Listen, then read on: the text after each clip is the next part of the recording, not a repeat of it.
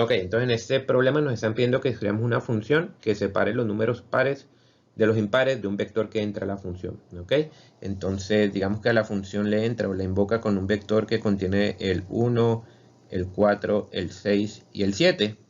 Ok, entonces lo que tiene que hacer la función es devolver dos vectores, uno que va a contener los números pares que hay en ese vector que entró, o sea que en este caso sería el 4 y el 6, y otro con los números impares que hay en ese vector, que serían en este caso el 1 y el 7. ¿Ok? Entonces vamos a ver cómo hacemos eso y vamos a escribirlo en forma de función. Entonces es una función, empieza con def, después el nombre que le vamos a dar a la función, vamos a llamarla sepárame los pares.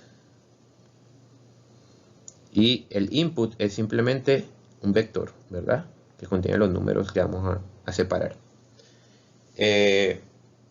¿Cómo lo vamos a hacer? Entonces pensemos, lo que podemos hacer, ¿cómo sería el algoritmo? Lo que podemos hacer sería llegar, una vez leemos, una vez se invoca la función con el vector, ir y pararnos en cada uno de los elementos de ese vector. Entonces, primero nos paramos en el primer elemento, ¿verdad? Que en este ejemplo es el 1, y chequeamos si es par o impar. Y yo como chequeo si un número es par o impar, pues ya lo hemos hecho varias veces. Lo que hacemos es tomar el residuo de dividirlo entre 2. Entonces el residuo de 1 dividido 2 es 1, así que es un número impar, así que este 1 por eso lo mando para acá a un vector donde va a guardar los números impares, ¿verdad?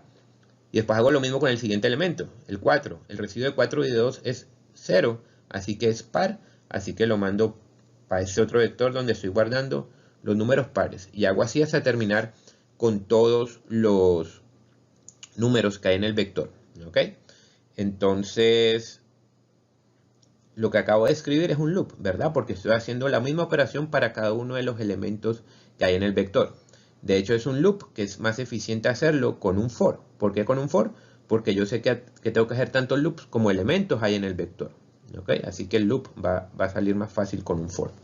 Entonces, si ya le tenemos v, lo siguiente que tenemos que hacer es encontrar el número de elementos que hay en el vector, y eso lo podemos hacer con size, pero size viene de numpy. Entonces vamos a importar numpy primero. Import numpy as np. Ok, y ahora sí entonces podemos encontrar cuántos elementos hay en el vector con size. N igual a np size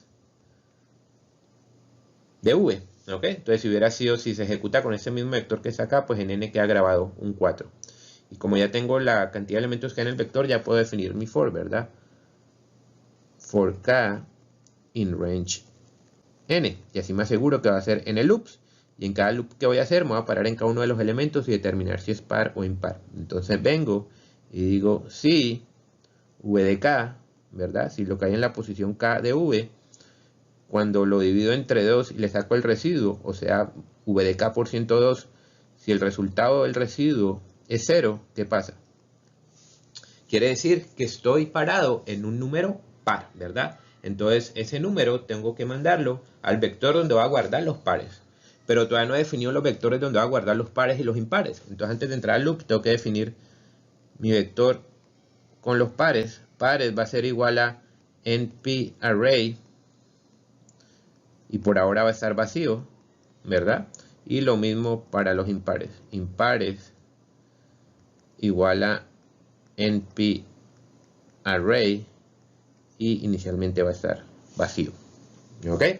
Entonces, si b de k por 102 es igual a 0, el número es par, así que lo mando para los pares. Así que pares, ahora va a ser, lo puedo hacer con append, np append, y lo que voy a hacer es a pares pegarle a la derecha lo que está en v de k. ¿Estamos? ¿Qué pasa si no es 0? Bueno, si no es 0 y todos los números son enteros, entonces puedo colocar else. Bueno, coloquemos el if para asegurarnos de la condición. El if, si el residuo de irlo entre 2 es 1, entonces porque es un número impar, ¿verdad? Entonces en ese caso lo mandamos a el vector con los impares. impares igual a np append impares, coma, v de k. ¿Ok? Y yo creo que ya terminamos, ¿verdad? Entonces tenemos el for, donde nos vamos a parar en cada elemento del vector y vamos a decidir con este if si lo mandamos al vector de pares o al vector de impares. Entonces vamos a hacer una prueba de escritorio, a ver si en realidad nos quedó bien. A ver, ¿dónde hago la prueba de escritorio? Vamos a hacerla por acá abajo. Ok, entonces vamos a asumir que invocamos la función y que se invocó con ese mismo vector que está ahí. Ok, así que en V quedó grabado el vector 1, 4, 6, 7. ¿Ok? Después dice n igual a np6 size de v, o sea que en n me queda grabado un 4 porque en v hay 4 elementos. Después dice que pares es igual a np array vacío, así que pares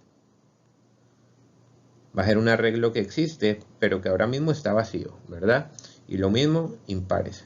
Impares existe, pero no hay nada en él, está vacío. Después viene acá y dice for k in range n. For k in range n. Eso quiere decir que el range, que n es 4, range de 4 me va a generar ¿qué números? El 0, el 1, el 2 y el 3. O sea que k puede tomar el 0, el 1, el 2 y el 3. Y la primera vez que entra acá vale 0. ¿Ok? ¿Y qué hace? Viene y se para acá en el if. If v de k por 102 es igual a 0. ¿Qué es v de k? Es la posición 0 de v. En la posición 0 de v está este 1, ¿verdad?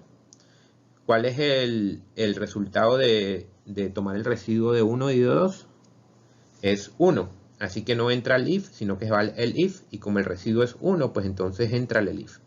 Y lo que hace es hacerle un append a impares. ¿Qué le va a poner a impares? Le va a poner lo que hay en v de k. Entonces impares que inicialmente estaba vacío, ahora va a tener lo que está en v de k, o sea en v de 0, que es el 1. Entonces ahora impares es un arreglo que contiene el 1. Y eso es todo lo que hace en el primer loop. ¿Ok? Se acaba el primer loop, vuelve y sube y entra otra vez en el for, pero ahora acá vale 1, ¿verdad? Y entonces, ¿qué hace? Chequea cuál es el residuo de v de 1 por dividido 2. V de 1, ¿qué es? Es la posición 1 de v, que es este 4. 4 por 102 es 0, ¿verdad? El residuo de 4 y 2 es 0. Así que entra en el if y lo que hace es que manda ese v de k, o sea, ese 4, lo manda al vector de pares. O sea que el pares que originalmente está vacío, ahora va a tener un 4. ¿Ok? Ahí se acaba el loop, vuelve y sube, ahora entra con k igual a 2 y chequea v de 2. V de 2 es este 6 y 6 por 102 es igual a 0, ¿verdad? Entonces el 6 lo va a mandar también al vector de pares. Así que al lado del 4 va a colocar un 6. Ahí se acaba el tercer loop. Vuelve y sube y va a entrar por última vez, la cuarta vez que entra el loop, entra con k igual a 3 y va a evaluar v de 3. V de 3 es este 7. 7 por 102 es 1, así que no entra en el if, sino que va el if y entra en el if y ese 7 entonces lo manda a impares. ¿Ok? Y ahí tenemos entonces ya la prueba de escritorio de nuestro programa y parece que está funcionando bien. ¿Ok? Pregunta. ¿Qué pasa si es una matriz? ¿Ok? ¿Qué pasa si usted tiene que hacer también su función para que bregue con una matriz? Sería más o menos lo mismo, pero ahora tiene que tener en cuenta que se tiene que mover en filas y en columnas, ¿verdad? Entonces eso lo va a hacer usted y por favor hágalo, no sea que se le aparezca en el examen y se quede gringo ahí. Entonces chequee cómo lo haría para que funcione también para una matriz. Nos vemos en el próximo video.